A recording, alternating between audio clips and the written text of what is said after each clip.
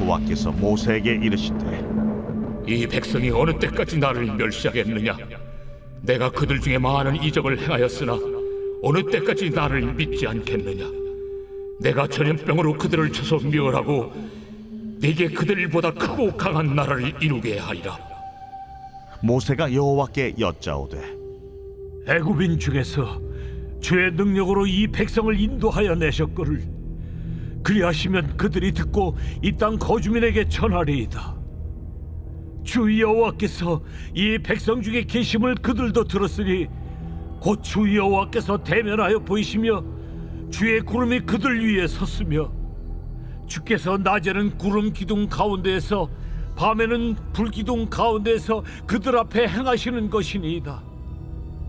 이제 주께서 이 백성을 하나같이 죽이시면 주의 명성을 들은 여러 나라가 말하여 이르기를 여호와가 이 백성에게 주기로 맹세한 땅에 인도할 능력이 없었으므로 광야에서 죽였다 하리이다.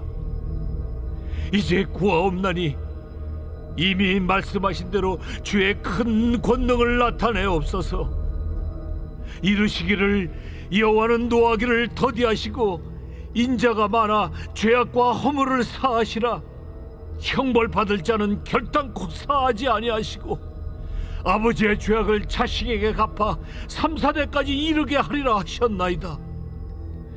구하옵나니 주의 인자의 광대하심을 따라 이 백성의 죄악을 사하시되 애굽에서부터 지금까지 이 백성을 사하신 것 같이 사하시옵소서. 내가 네 말대로 사하노라. 그러나 진실로 내가 살아있는 것과 여호와의 영광이 온 세계에 충만할 것을 두고 맹세하노니 내 영광과 애국과 광야에서 행한 내 이적을 보고서도 이같이 10번이나 나를 시험하고 내 목소리를 청종하지 아니한 그 사람들은 내가 그들의 조상들에게 맹세한 땅을 결단코 보지 못할 것이요 또 나를 멸시하는 사람은 한 사람도 그것을 보지 못하리라. 그러나 내 종 갈렙은 그 마음이 그들과 달라서 나를 온전히 따랐은즉 그가 갔던 땅으로 내가 그를 인도하여 드리리니 그의 자손이 그 땅을 차지하리라.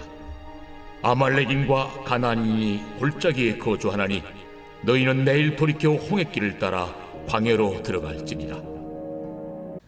오늘도 살아 역사하시는 하나님 아버지 감사합니다. 4월 22일 화요일 하나님께서 우리들에게 허락하신 복되고 아름다운 이 귀한 하루, 오늘도 내게 주시는 말씀을 다시 한번 마음속에 품고 주님의 인도하심에 순종하며 하루를 출발합니다. 우리 사랑하는 성도들의 마음의 문을 열어주시고 또 우리 속에 있는 것들을 비우며 오늘도 주님 내게 주시는 말씀으로 채움받을 때에 오늘도 나를 인도하시는 주님을 깊이 경험하는 말씀 속에서 은혜를 체험하는 주님의 귀한 백성들 되게 하여 주옵소서. 감사를 드리며 예수 그리스도의 귀하신 이름으로 축복하며 기도합니다. 아멘. 우리 사랑하는 성도 여러분, 오늘 4월 22일 우리 화요일 우리 민수기 14장 11절부터 25절의 말씀을 중심으로 오늘 하나님께서 내게 주시는 말씀에 함께 귀를 기울이기를 원합니다. 오늘 우리가 함께 다루게 될 본문 말씀은 어제 말씀과 함께 이어져 있는 내용인데요. 특별히 이스라엘 백성들 가운데에 각 지파의 한 사람씩 총 12명이 이제는 바람 광야에서 모세의 정탐의 명령을 따라서 가나안 땅을 정탐하고 돌아오고 난 이후에 이 12명의 보고한 내용들을 함께 우리가 살펴보았습니다. 12명의 보고한 사람들 가운데 10명은 굉장히 부정적인 보고를 통해서 우리가 가나안 땅에 들어갈 수 없게 될 것이다 라고 하는 그러한 판단을 내렸다면 여호수아와 갈렙만큼은 오히려 그럼에도 불구하고 하나님께서 우리와 함께 하시기에 그들은 우리의 밥이 될 것이다 라고 하는 바로 그러한 믿음의 고백을 통해서 하나님의 신실하심을 고백하며 나아가게 되는 것이죠.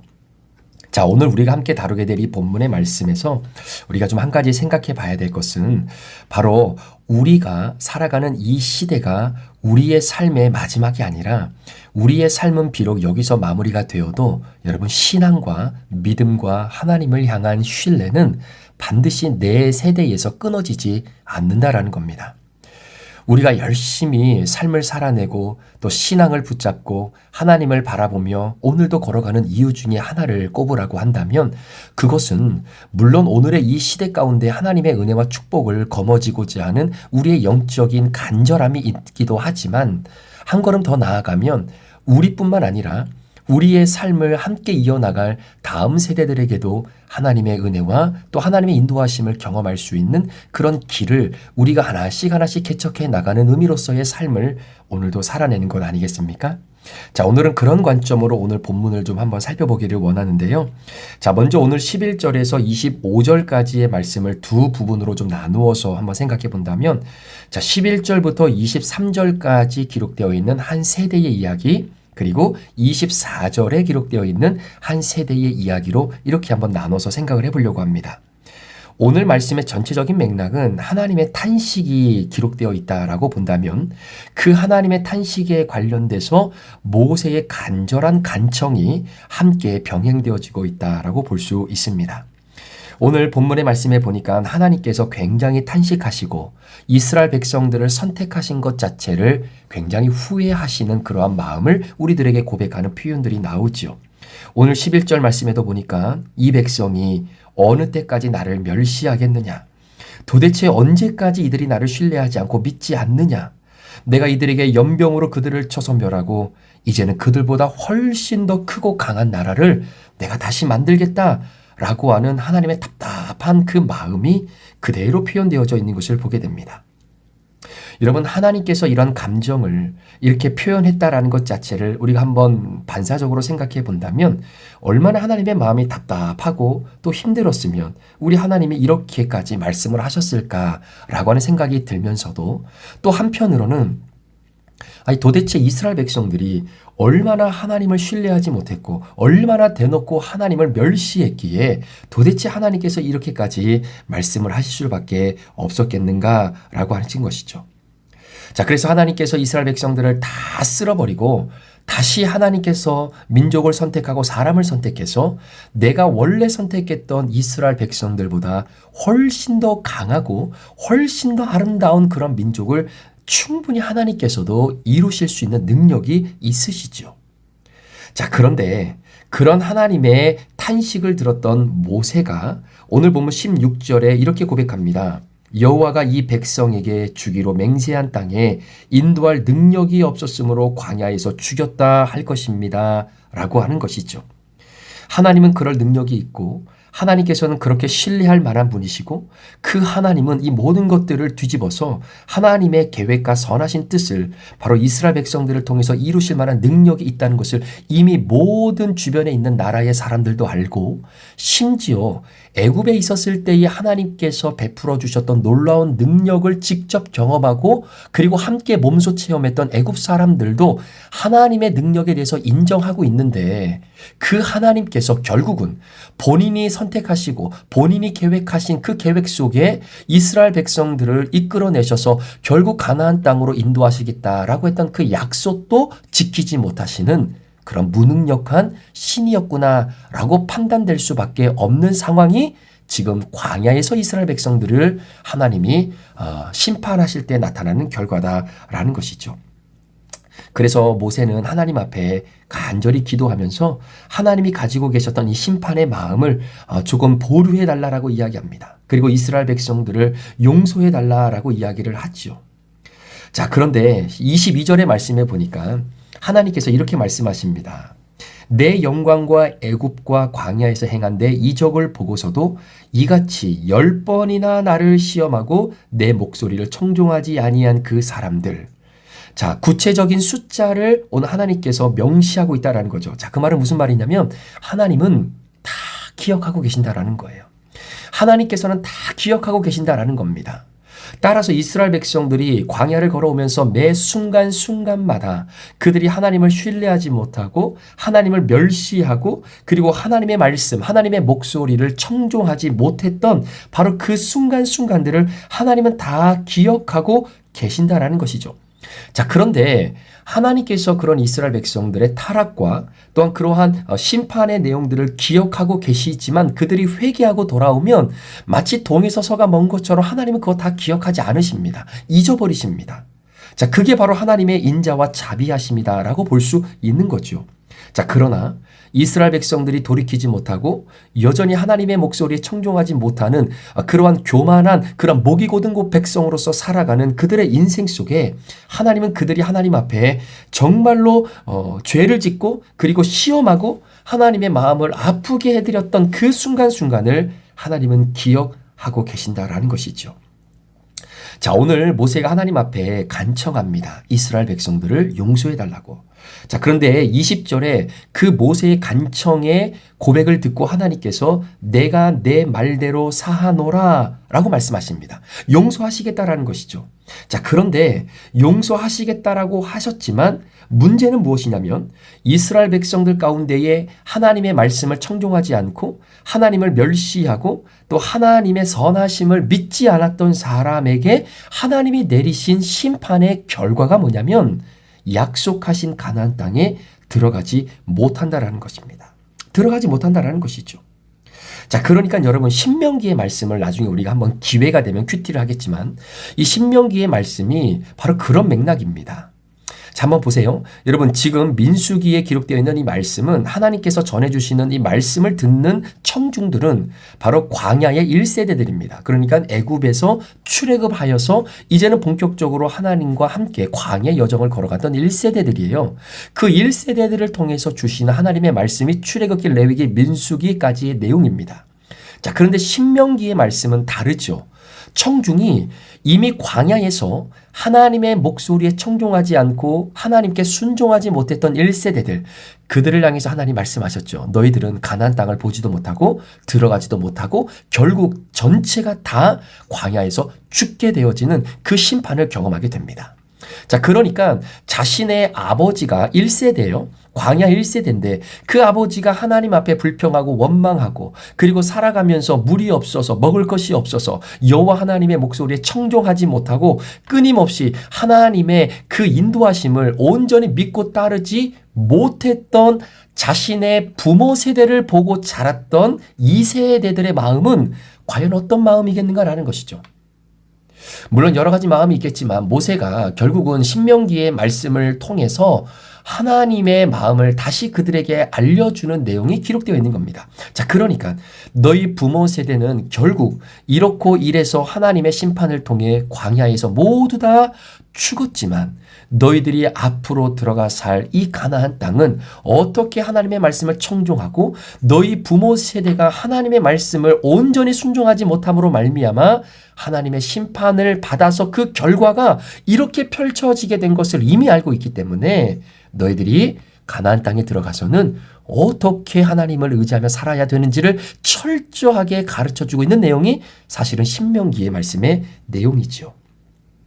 자, 그런데 여러분 오늘 우리가 좀 한번 집중해서 봐야 될 것은 자 24절의 말씀입니다. 자, 그러나라고 하는 접속사로 시작됐죠.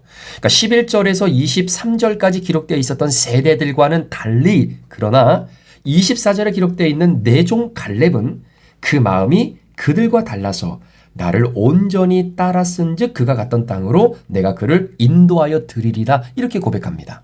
자, 그러니까 다른 사람들은 정말로 하나님의 말씀을 온전히 따르지 못하고 그 말씀에 청종하지 못했던 불신앙의 대표자였다면 대표적으로 24절에 기록되어 있는 갈렙이라고 하는 사람, 물론 여호수아도 포함되겠죠. 자, 그런데 오늘 본문에는 갈렙이라고 하는 사람이 대표로 등장하고 있기 때문에 이 갈렙이라고 하는 사람은 바로 10명의 정탐꾼과 그들의 자손과는 다른 그러한 종류의 사람이었다는 것을 보게 됩니다. 자, 그래서 하나님이 갈렙을 가나안 땅에 들여보낼 수 있었던 이유는 뭐냐면 그가 나를 온전히 따랐기 때문이다라는 겁니다. 온전히 따랐다는 것. 여러분, 온전히 따랐다는 것은 내가 따를 수 있을 때만 따른 것이 아니라 내가 도저히 따를 수 없는 상황 속에서도 따랐다라는 것도 포함되는 것이 온전하게 따랐다라는 이야기입니다. 그런 갈렙을 하나님께서 약속하신 가나안 땅에 들여 보내주시는 축복을 경험하게 되는 것이죠. 사랑하는 여러분, 바로 이겁니다. 오늘 하나님께서 우리를 이끌어 가시는 가장 중요한 원리는 바로 온전히 하나님의 목소리를 따르는 거예요. 우리가 큐티를 하고 말씀을 묵상하면서 느끼는 것이 무엇입니까? 아, 그래. 이 말씀은 내가 지킬 수 있어. 그래, 이 말씀은 내가 한번 출하해보고 오늘 한번 결단해 볼 수 있는 말씀이야 라고 받아들일 수 있는 말씀으로 우리가 주님을 따르고 그 말씀에 청종하면서 갑니다. 그런데 여러분, 어떨 때는요, 그날따라 본문의 말씀이 너무나 내가 받아들이기가 힘든 거예요. 이 말씀을 받아들이기에는 내 마음이 준비가 안 돼 있는 것 같고, 나는 아직 부족한데 자꾸 말씀이 이 말씀대로 살아야 된다라고 하는 영적인 부담감을 우리들에게 허락해 줄 때가 있다라는 겁니다. 그 말씀도 하나님의 말씀이기에 내가 온전히 따라야 된다라고 하는 것을 알면서도 마치 내가 너무나 부담스러워서 그 말씀을 따르지 못할 때도 있다라는 것이죠.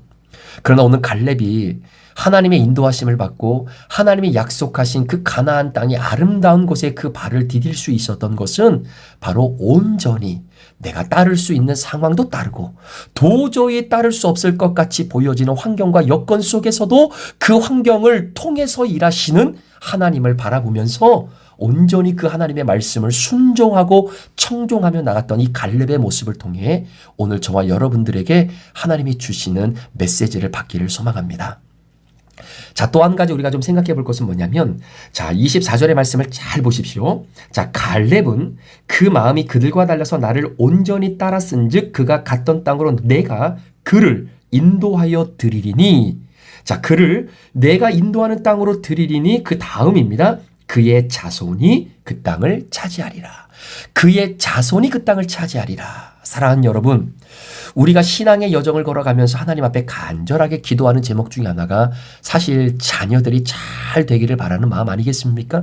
여기서 말하는 잘됨이라고 하는 것은 세상적인 성공만을 이야기하는 것이 아니라 하나님의 눈에 합한 자, 마치 다윗처럼 내 마음에 합한 자라고 인정받을 수 있는 내 자녀들, 세상 어디에 떨어뜨려 놔도 하나님을 바라보면서 정말로 어느 현장 속에서도 주님 말씀 붙잡고 기도하며 나아갈 수 있는, 그래서 어느 상황 속에서도 하나님의 말씀에 청종할 수 있는 믿음의 자녀가 되기를 바라는 것이 우리 부모의 마음이 아니겠습니까?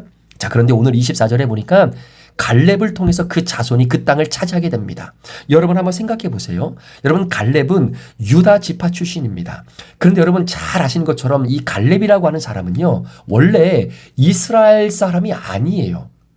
그가 사실 40세가 되었을 때죠. 지금 이 민수기를 근거로 바란 광야에서 자, 가나안 땅을 정탐할 12명의 각 지파 한 사람씩 12명의 리더자를 뽑습니다. 그런데 12명의 리더자들을 선발하는 과정 가운데에 여러분 결코 순탄한 길은 아니었을 거예요.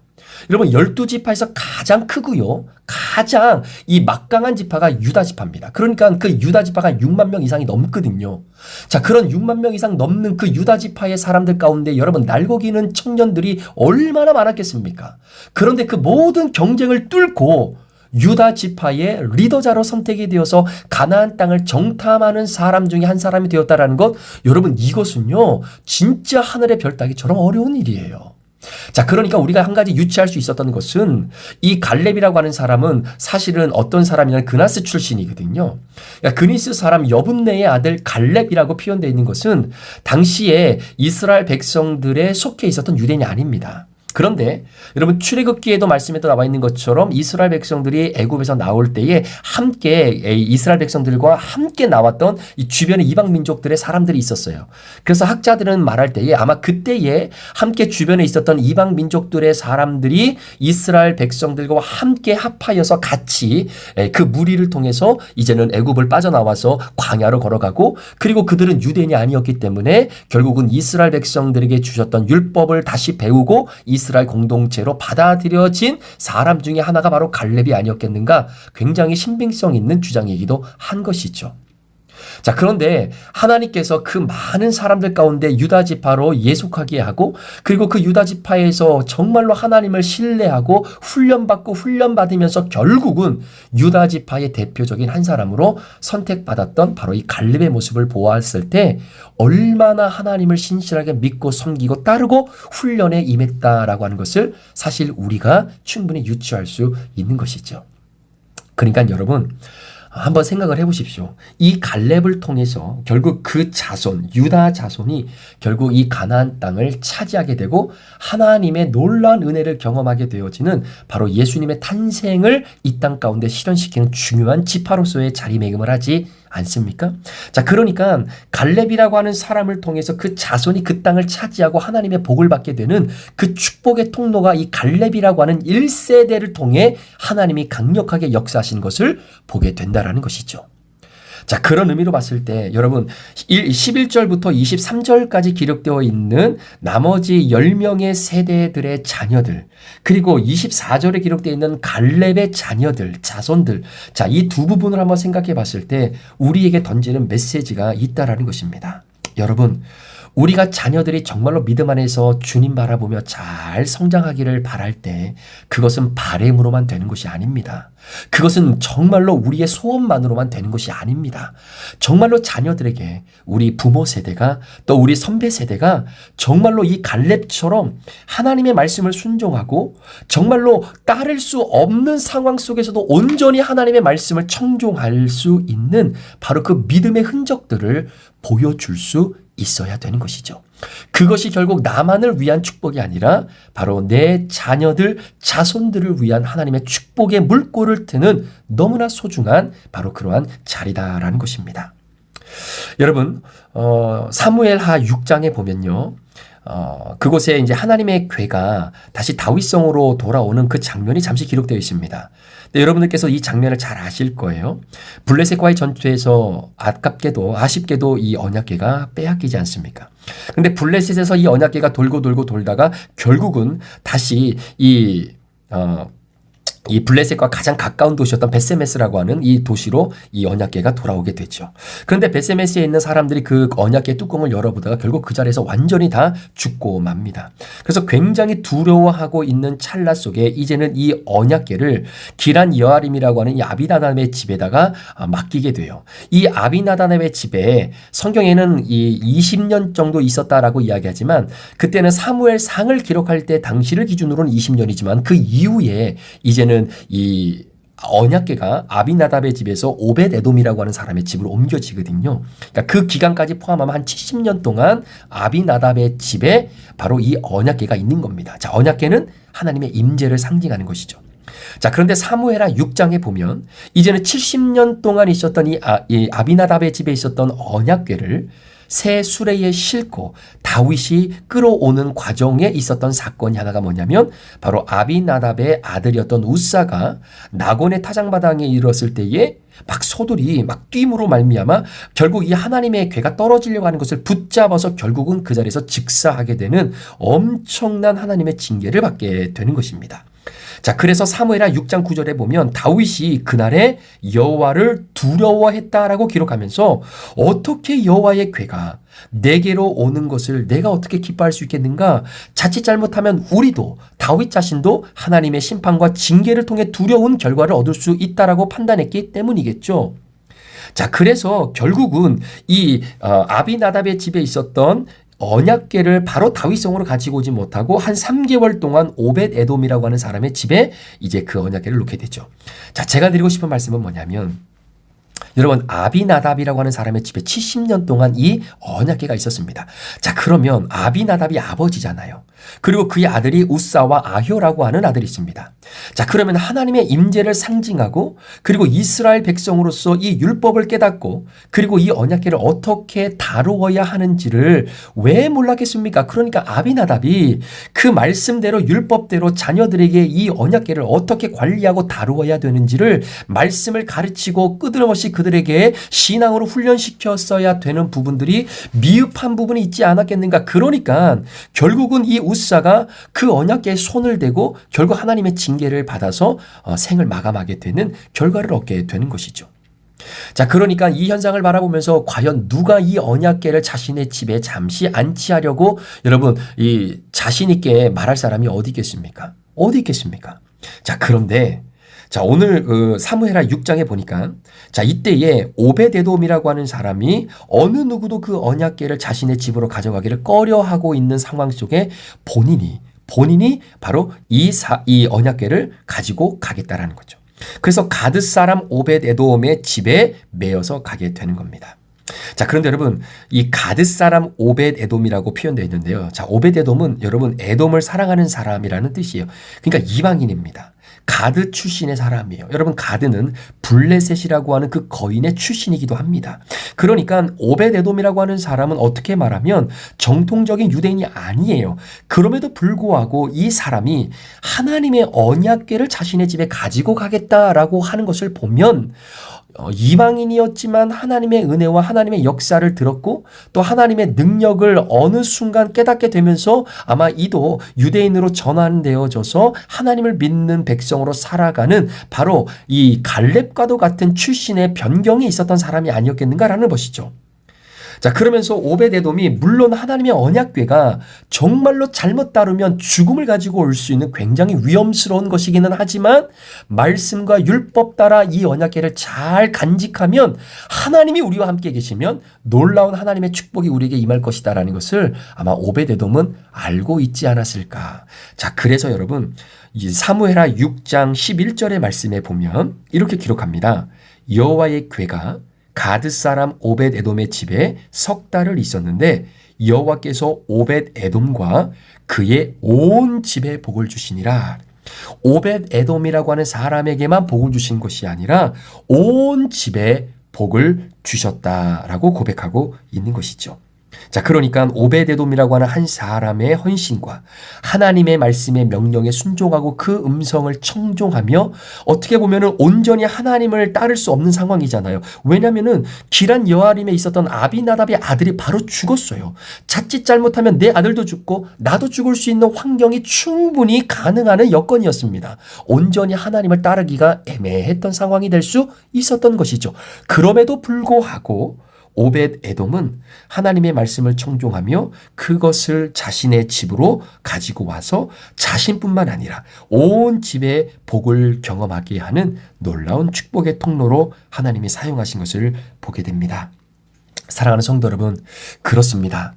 오늘도 우리가 함께 신앙의 여정을 걸어가면서 내 자신에게 주시는 마음, 특별히 내가 부모로서 또 내가 누군가에게 신앙의 본을 보여야 된다라고 하는 그 위치에 있는 사람이라고 한다면 그것이 자녀들에게 됐던 부부끼리가 됐던 교회의 성도와 목사와의 관계가 됐던 여러분 반드시 사람들은 나의 신앙을 보고 그 신앙 속에서 하나님을 발견할 수 있어야 되는 겁니다. 그래서 보네퍼가 썼던 성도의 공동생활이라고 하는 책에 보면 굉장히 중요한 문구 하나가 나오죠.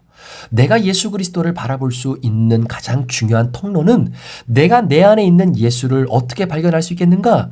그것은 바로 내 앞에 있는 상대방의 마음속에 좌정하고 계시는 예수 그리스도를 발견함으로 말미암아 내 안에 있는 예수를 발견할 수 있다라고 고백했던 그 보네퍼 목사님의 고백처럼 오늘도 누군가가 나를 통해 내 안에 있는 예수를 누군가가 발견함으로 말미암아 그 사람 역시 그 안에 있는 그분 안에 있는 예수님을 만나고 발견하는 그런 축복의 통로가 되어지는 갈렙과 같이 또 오벳에돔과 같이 그런 축복의 통로와 채널로 살아가는 저와 여러분 되시기를 우리 구주 예수 그리스도의 이름으로 간절히 축원합니다. 기도하시겠습니다. 하나님 아버지, 오늘 본문 11절에서 23절까지의 세대들은 10번씩이나 하나님의 말씀을 청종하지 못하고 신뢰하지 못하고 그리고 하나님께서 보여주셨던 능력을 믿지 못했던 자들의 모습을 우리들에게 소개합니다.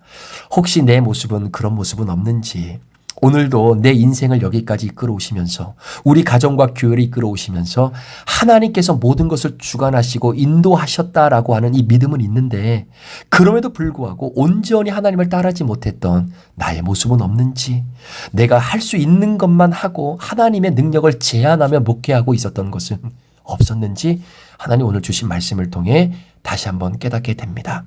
오늘 갈렙처럼 정말로 하나님을 온전히 따르고 그리고 그 온전히 따랐던 우리의 믿음의 행위와 믿음의 결과를 통해 우리 사랑하는 자녀들이 하나님의 은혜 속에 더욱더 주님의 말씀과 목소리에 청종하는 인생들로 살아갈 수 있도록 우리를 축복해 주옵소서. 감사를 드리며 예수 그리스도의 존귀하신 이름으로 축복하며 기도합니다. 아멘.